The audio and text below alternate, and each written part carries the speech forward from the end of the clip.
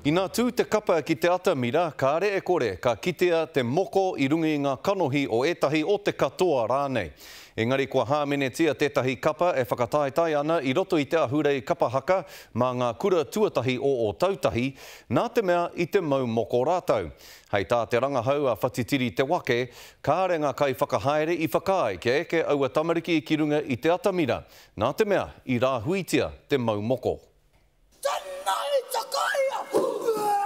He ahurei nui mo ngā kura o tautahi hei whakanui i ngā ahurea o te ao. I te mau moko ētahi o ngā tauira o te kura kaupapa Māori o te whānau tahi. Ka mutu kua hāmenetia rātau mai i te kore aro ki te kawenata i Waitohua i Wainganui i ngā kura me te komiti whakahaere. E ai ki te tahi pōhi kua mukua i Pukamata i ngana te komiti ki te whakatika i te mau moko o ēnei tauira. He was the original boy who had a moko on his face. So he was our leader. It was him that was going to be stood down. Was told he couldn't perform. The other two girls, if they were to fix it, those were the words from one of the workers was fix this. If they were to fix that, then they could perform. He mārei kura a tihi puanaki i roto i te ao haka ki te Waipounamu. A hei tāna kia whai whakaaro ki te take nui, kia puta anō he hua pai.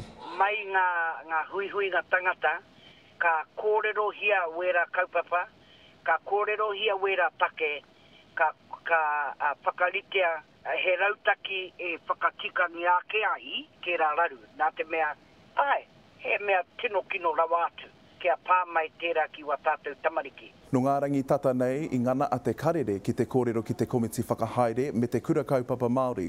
A hei tā ngā rōpū e rua ko te aho matua me ngā tikanga Māori tēnā e arahi ana i te huarahi kia whakatika i tēnei take. Nā huata Martindale te moko papatua tahi i whakahaere ki o tautahi i te wiki kua hori. Hei tāna, ki te hiahia te tamaiti ki te whai i ngā tapu wai o ana mātua tūpuna, tukuna kia whai.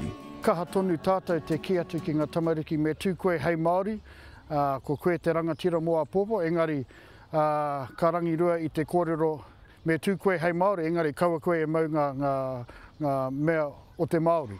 Ko te tumana ko ia ma ngā tikanga tuku iho e ki te ai te tatau Pounamu.